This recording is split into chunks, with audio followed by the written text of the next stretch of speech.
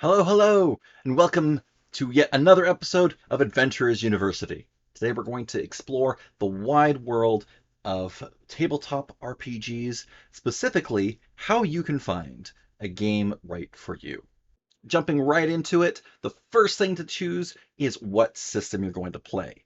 Now, this may seem like a no-brainer, but deciding if you're going to play Dungeons and Dragons or Pathfinder can be a pretty heated discussion between some people. And if you don't even want to do fantasy, there's sci-fi, such as a Star Wars type thing, or there's Starfinder. There's horror, where you could go the path of Call of Cthulhu. Uh, there's the Masquerade. I can't remember its name. I haven't actually played it myself, but it's the Vampire Masquerade, I think is what it's called, which is more intrigue. There's also a game called Little Fears, which is one that I really like. It's about children fighting the monsters under the bed. I'd like to do some reviews of that at some point and some specifics on how to play that in the future. Um, but little things like that. If you want a niche thing, it can be a little hard to find a group. Some of the more mainstream, like Pathfinder or Dungeons and Dragons, may be easier. But generally speaking, pick a game or two, whatever system you choose, and start looking in places where those are the main locations. Uh, like if you really want to play Little Fears, it's going to be a little harder finding uh, your group if you just go to the local gaming store, unless you're planning to run a game, which is actually the next point. Do you want to run the game or be a player in the game? Like I said just a moment ago, if you want to be a player for a game like Little Fears, which very few people have actually heard of, at least in my experience, maybe I'm wrong. Let me know in the comments if you've heard of this game. I'd be interested to see how many people have. Um, but if you want to be a player and there aren't any people who know the game well enough to run it or are willing to learn the system to run it, then you're going to have a harder time. For example, Warhammer 40K is a rule intensive game. It's got all kinds of lore as well. So unless you're going to just start from scratch and say, forget the lore, we're just using the mechanics, then you need someone who knows the system and the lore specifically in order to run a good game.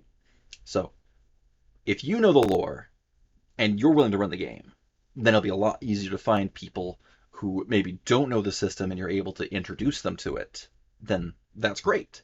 But if you want to be a player, then it becomes even more important that you hone in on the system and look in places like a Warhammer 40K server where it's people looking for other people to play and run Warhammer 40K, or likewise Dungeons and Dragons. I know Roll20 is a great place to look if you're online, or if you're in person. There's still all kinds of websites you can look at for whatever system you're looking for, usually. Um, Forums, Discord, things like that. But your local game stores is one place to look for, especially mainstream. But yeah, you can find all kinds of ways to do that. But running a game, it's always easier to find people because you can say, hey, I am running this. And people, even if they don't know how to play the game, can be like, sure, I'd be interested in trying it out at least. Next thing to consider is what level of commitment do you want to this group? Now, this could actually be arguably even higher up on the list than like the first thing that you do on the list. Because to a degree, if you specifically want to be a group of friends that you're already with, like you have a gaming group that you do board games or some other game group, then that's your gaming group and you're just trying to figure out what else you want involved. But we're talking about finding a group, so that's probably not the situation. uh, but generally speaking, even if it is with a group of friends, do you want it to be, okay, we are getting together every week at this time to spend 2, 3, 4 hours to commit to this game specifically? Sure, things come up. The odd week of, okay, 2 or 3 people weren't able to make it, so we're going to, the three of us that are here are going to play this other game instead, or a one shot of it, etc. But are you okay with it being a pickup game? Like 3 people don't show up this week, one person doesn't show up that week. two different people don't show up this week. Uh, this kind of thing comes up all the time. Are you okay with a level of wishy-washy wibbly-wobbliness? Or is it going to be more, we all need to be here every week, let's do this? If you're going that route, then you'll want to find a group of people who also want that and are willing to commit to it. Now, when it comes to finding said people, regardless of level of commitment, you want to ask if you want to do it online or in person. This can make a big difference because online have a wider community, and this is also geographically significant too. Like, uh, I lived for a while in a little tiny town of about it had just grown exponentially to be about 1,000 people. Before that, it was only a few hundred. I was not finding a group there. It was a farming town. No one was really interested in things except for maybe a couple people here and there, but I didn't really know them. Maybe it would have been a good excuse to get to know people, but there wasn't any way to really get to know anyone. I wasn't from the town. I didn't have a lot of neighborhood friends, a couple family members, but so my only option was online. Or I could drive 40 minutes up to the game store in the big city that was the nearest big city.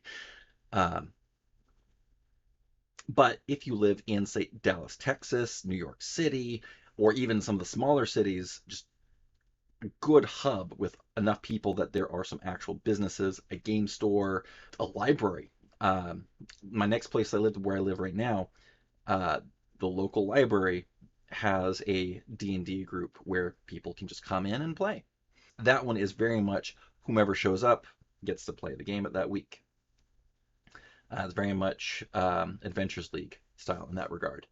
But yes, if you have a population that's big enough, you can go to game stores, you can go to libraries, which very often have D&D groups or are willing to start one if you propose it. There's also places like bookstores. I've run games at a place called Books a Million, which is very similar to Barnes and Noble. But this kind of leads into also the availability of online gaming. Now, it's again a little different. You don't have the physical aspect, but you can still have plenty of interaction. It doesn't have to be theater of the mind. All kinds of virtual tabletops are available where it's a program. Roll20 is an example. You could also go with something like Fantasy Grounds, which is what I use. There's all sorts of other ones. I'll need to do some more research on those and maybe do a deeper dive into those. But right now we're talking about finding a group. Uh, but that's actually a good point. If you know what virtual tabletop you would like to use, you can look in the forums for that. Fantasy Grounds has a forum for finding groups. Roll20 has an amazing forum. Even if you're not going to use Roll20, it's a great place to find groups. If there's a YouTube channel that you like, sometimes they'll have finding groups. Like I know Taking 20 as well as How to Be a Great DM. Uh, they both have their own services that they've started or at least support that are for finding a group. I think they're specifically D&D, but I could be wrong there. But some pros and cons to online. Again, availability. You'll find lots more people willing to run and play the game. But at the same time, it'll be a little bit harder to find people of the proper commitment level. If you're okay with a short game or a game that people come and go for, sure, online will be great for you. If you want that higher level of commitment, it's going to be a little bit more difficult, in my experience at least. Uh, I've heard a lot of horror stories about a player saying one thing but then turning out to be an absolute nightmare, either as a player or as a dungeon master in some cases. There's going to be a lot more trial and error with online. Maybe you look into a great group right from the beginning, but I would definitely be ready to have a critical mind on your other players or your dungeon master or even yourself maybe. You want to make sure that you're able to mesh well with the other people. You don't need to be best of friends by any means, but you want to be able to get along with them. If there's one person who's just not getting along with anyone, you should talk with the dungeon master or with the player directly if you feel comfortable with that about we're not seeing eye to eye on this. How can we work through this? People skills. If you don't have those, again, talk to your game master about it. If it's not able to resolve and you just can't get past this one or two other players, maybe you can talk to some of the players that you are getting along with and say, hey, would you be interested in joining this other game with me? Either that you set up because from this group or separately, etc., etc. Even if a group itself is not what you want, you can find people within these groups that you can create relationships with and hodgepodge a group together from that. The last thing I want to talk about was if you wanted to go the free route or the paid route. Now, you can play most role-playing games pretty much for free these days, or at the very least for just the cost of the books. But I found in my experience, at least with online gaming, pay to play is a lot more reliable. It doesn't solve all the problems, but especially if you want high commitment and good quality, pay to play is a lot easier to both find players that are committed because a lot of the problem players are the ones who don't want to pay anything. Again, there's plenty of players who don't want to pay money but are still good players. I'm not trying to generalize too much, but and there are also plenty of players who pay who aren't good players. But generally speaking, that is my experience. I have run several games pay to play, and the experience I've come with is that I find a lot of players who are willing to at least try it, and I have a number of games that I've been running for 3 years now and still going with these players. Occasionally, someone will drop out because life happens, but as a dungeon master, my commitment to paying me to run the games has been that I am committed that this is my life. If I drop out, life is going to get harder. So it was a commitment on my end of I'm going to stick with you and not just destroy the campaign by leaving it. So that's something you can look for in Dungeon Masters if you want to find a committed Dungeon Master, and also, to an extent, the players, because a player who's willing to pay money, especially a bit more money, then you're going to have a more likely chance of them sticking around. Again, life can happen. They need to kick out some of their expenses, and unfortunately, this kind of thing can be how you the first thing you need to get rid of. But if it's literally just to find people willing to commit, then maybe you talk with them in private, say, hey, I'm okay with you not paying anymore. This was literally just a player finder method. That's the thing you could do. Or if you want to make it your business, I'll have a whole conversation at one point, a whole lesson on how to start looking for players if you're going to go pay to play sometime in the future. Let me know in the doobly-doo if you want to see that sooner or later. But the free route, again, free. A lot more players will apply if you're doing an application thing for a game that you're trying to run. It'll be also a little bit more competitive for you to join a game, I've found. As again, a benefit of pay to play, fewer people will want to join, which, if you're willing to pay a little bit of money to join a game, could be good for you in that way because less competition. But on the other hand, it could take longer for the game to start, may take a little bit of time to find new players if a player does need to drop out, things like that. Those are just little considerations to think about with the pay to play versus free to play. But that's all I have for you today.